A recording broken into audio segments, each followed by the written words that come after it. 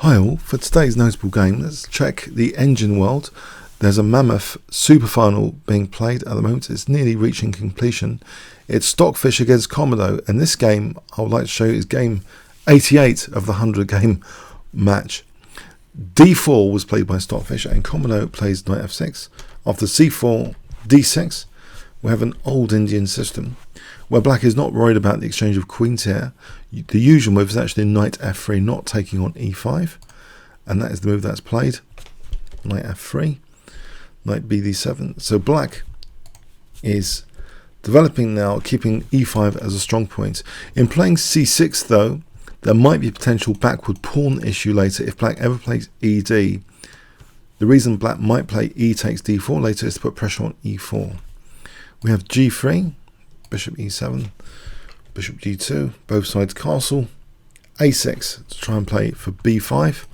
White clamps on that with a4. We have a5. White has conceded a little bit of that b4 square. So black is wanting to play on the dark squares a little bit. h3. And now black does release the tension. Even if black is stubborn and never plays e takes d4 here, it will lead to a problem later. Here's an engine line. For example, say black just wants to not play d4 to expose d6. White can play bishop e3, queen c2, and put the squeeze on now, get in a position like this where the pawn structure is actually put, some scrutiny can be put with c5, and this is a tricky move. So white could break up that central pawn chain in any case, even if black did not play e takes d4 here. So potentially, it's kind of potentially passive opening the way it's being played here. E takes d4, knight takes d4, knight c5. Usually black tries to get some pressure on e4. And you see the dark square grip seems to be quite good with white encouraged to play a4. There's no b4. Bishop e3. We have queen b6. Now this looks like a strange move, but has black got a plan in this position?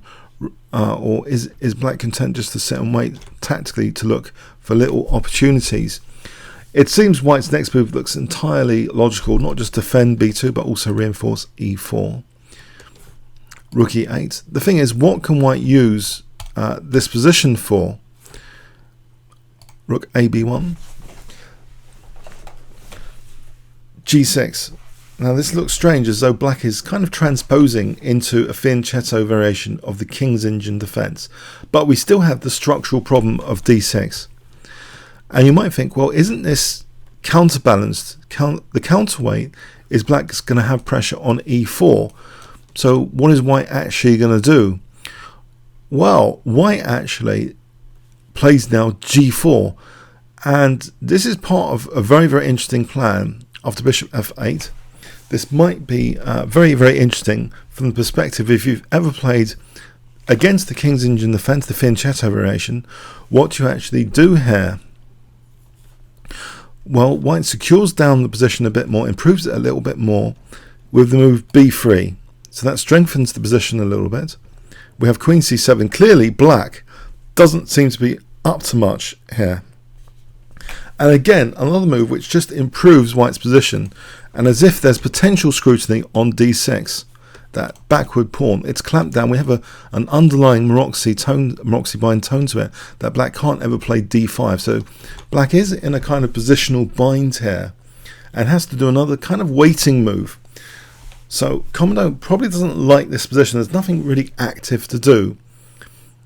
And here we get an irritation move, an irritation pin, bishop g5, and it looks as though the plan might be f4 now to exploit the pin at least, or f5, bishop g7. The big downside of an f4 f5 plan in theory would be the e5 square. The bishop now gets out of the way of any potential h6 irritation, so that would give white more freedom after h6 to consider the options. Okay, so again, another just a waiting move. Komodo is in a bind in this particular position.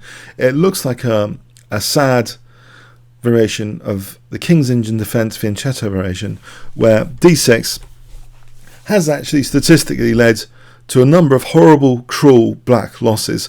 And I know the black side because I've played the black side here with the backward pawn on d6. I think the last player to slaughter me in this line was Richardson in a Middlesex League game. I just don't like this position much with black. It takes all the fun out of the King's Indian defence, and the question is though, how does white actually improve the position? Queen c7, white stretches out simply now. On the king side, f4. So there's two options, potentially e5 or f5, but f5 looks like a squish is in progress, with potentially then g5 and f6 on the cards, or even fg for the f file for the sensitive f7 point.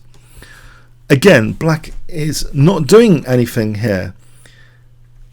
It's just saying, come and get me then, queen b6. There's a tactical issue, a very short-term threat of knight takes g4 here though, based on the sensitive diagonal. So knight takes g4, and then bishop takes to leave the rook there, and then knight takes b3, that sort of thing. It's all bypassed with king h1.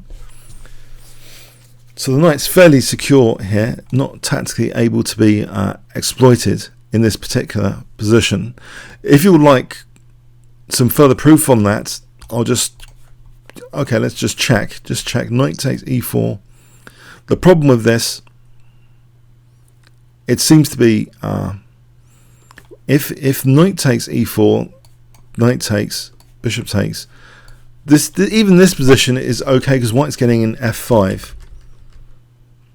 So, but actually even stronger, bishop takes e4 apparently is stronger. Knight takes, getting the bishop there.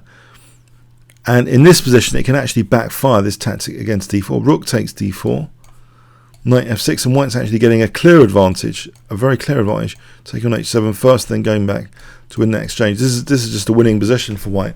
So it seems the d4 knight isn't as loose tactically as black would like. So again, after king h1, the simple move, it helps white win the complications here if black dared to try and do something against the d4 knight.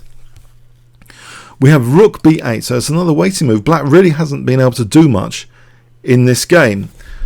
Now, the controversy of playing a move like f5 is the e5 square usually, but it is played here, f5, giving up that e5 square, and it would seem the weakness of the last move here, well, and the long-term weakness of the last move, is, e5 is vulnerable. There's no d or f pawn to ever kick a knight from there, and it seems in a way perfectly logical for black to play knight fd7 in this position to get a knight to e5, and then black would be perfectly happy once he got a knight to e5.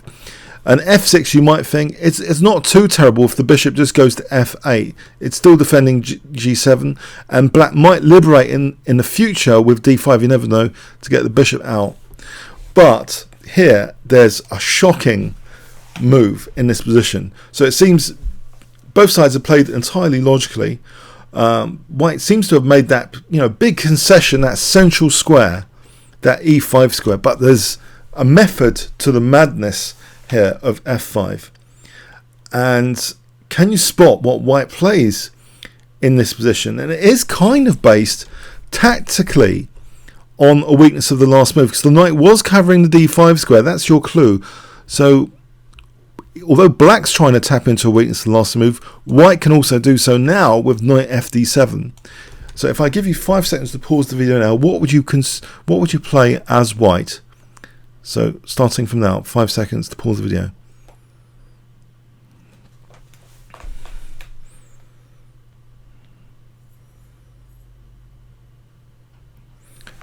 Knight db5.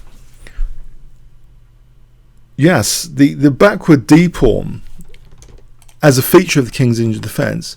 If you look at some of David Bronstein's early annotations on the King's Indian, he's talked about the backward d pawn as not being such an exploitable weakness. Maybe from most human perspectives, it's not usually an exploitable weakness, but with careful, delicate tactical play, it has often in practice proved to be. And here, this seems like a very interesting tactical idea. Black is really compelled to take the knight on b5. Otherwise, he's just losing that d6 pawn. So he takes the engine takes that, and then we have knight d5. That tempo game based on the weakness of the last move there. You might think, what is this? Well, if queen a6, then there's knight c7, forking queen and rook. So the queen goes to a7, and then we have knight c5. So white's picking up the b5 pawn now. How many pawns is this? After rook e5, knight takes b5. Well, another pawn's going soon. So white has only got one pawn so far. 3, 4, 5, 6, 7. 1, 2, 3, 4, 5, 6. One pawn so far. So it's just a piece for one pawn, but it can be for two pawns here with knight takes d6. And there's also another issue. Black does seem to have what I call spectator pieces here, the rook and bishop. I'm not really doing anything to help the king. By contrast, white has this f file with options of either f6 or fg, and actually uses the f takes g6 option to put pressure down the f file. Another, just to show the strength of the position here, even knight takes d6 seems strong. For example, this position seems pretty strong. Two pawns for a piece. Black is kind of tied up here and has to worry now about this f file opening up. And if black plays a move like f6, this position is really dangerous for black. This is just incredibly dangerous position. But the way white played it here was not actually even to take d6 immediately. White opens up the f file and plays queen f2, threatening f7. And there's no easy way to defend f7 here. The rook can't retreat, the bishop's on there. So the miserable looking move f6 is played. Black wants to keep the lines closed. f5 will just open up even more lines, maybe the g file later. So here, again, not taking this pawn, but g5, just trying to break through to black's king. And this would be, it looks visually extremely unpleasant to allow the queen to break through here. So black plays a desperate resource tactic in this position. Yes, it's reached that stage. What can black do here? Let's just check this position. If black tries to keep lines closed, say with this, then this is good. It's two pawns. It's three pawns now for the piece. What is black actually doing? Is black playing a move like this? This is just devastation. Queen g3, hitting the rook. And then rook takes d7. And then black's kingside is falling apart to hold the rook and to hold g6. As an example, it's all falling apart for black. There's too many sensitive points. So that kind of response is unacceptable here to g5. Black played actually knight takes e4. So yeah, in this position, knight f8 falls apart. Let's have a look at fg.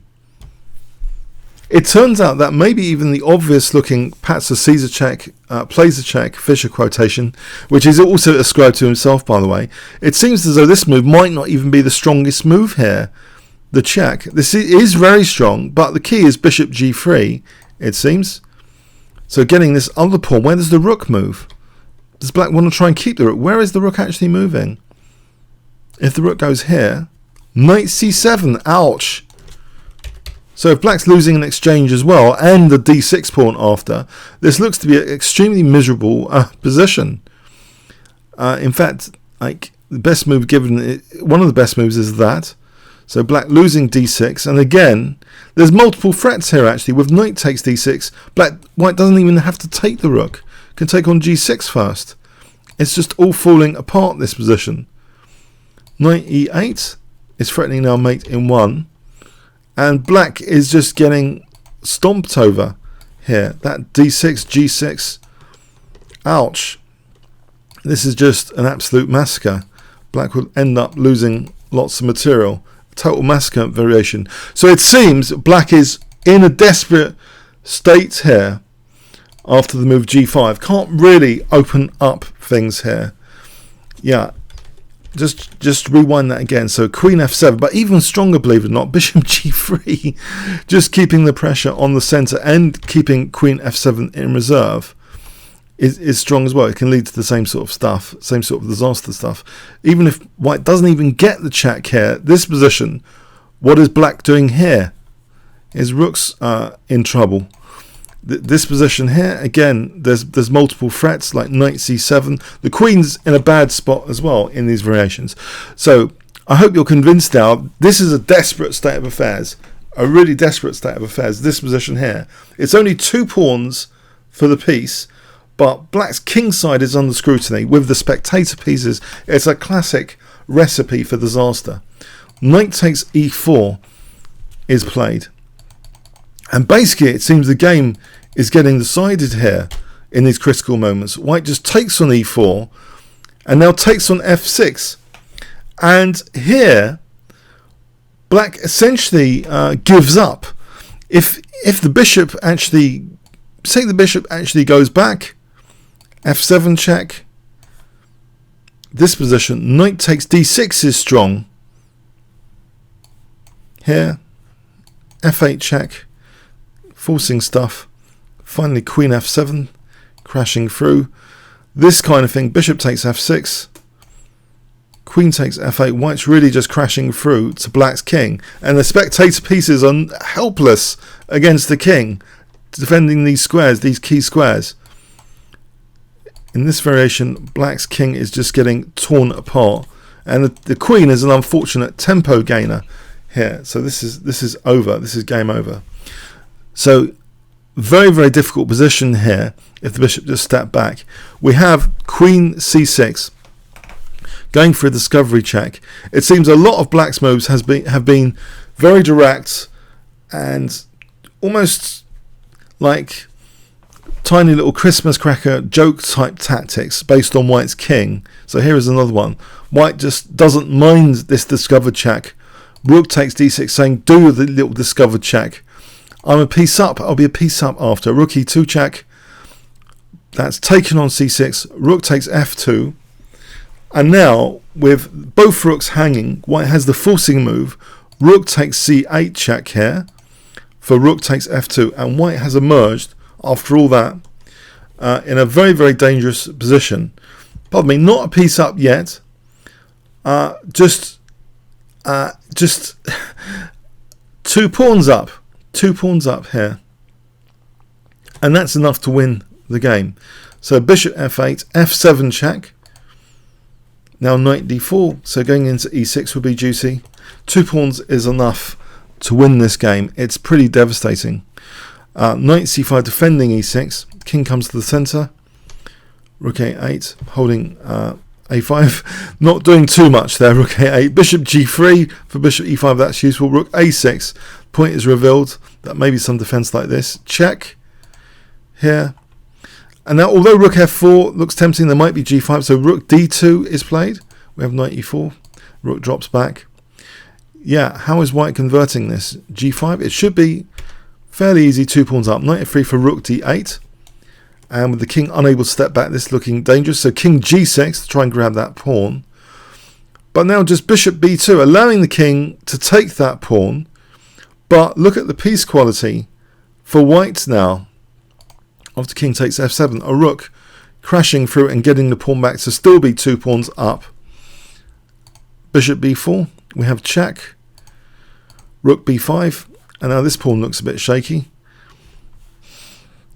King g6, rook e5 hitting the knight.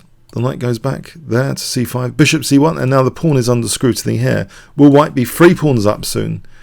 Yes, g4, hg, 3 pawns up. It's really kind of over. Rook a8, check, 3 pawns up. This is really just resignable. Bishop c7. If black were playing a human, maybe there would be more point in playing on. But I guess many of the engines could actually finish black off here. White is 3 pawns up.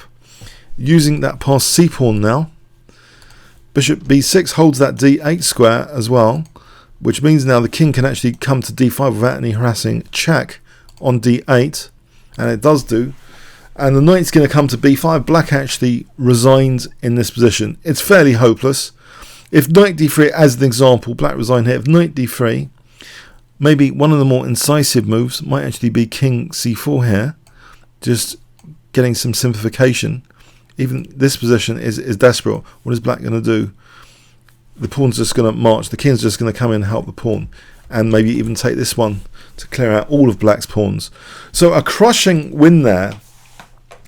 And it shows something really about the nature of that position. It might be, it's kind of an unstable pawn structure with the backward d pawn. That old Indian position transposing into what seems to be a bad version of the Finchetto King's Indian defence.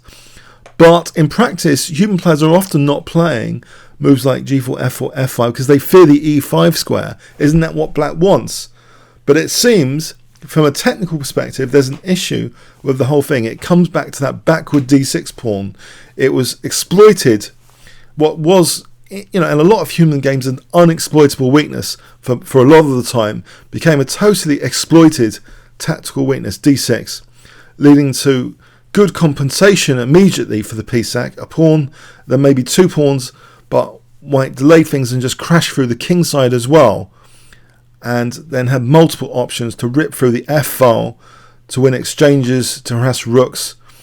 Total devastation really after the initial knight sacrifice. So a very, very interesting game there in game 88 of the Superfinal. I hope you got something from it. Comments or questions on YouTube. Thanks very much.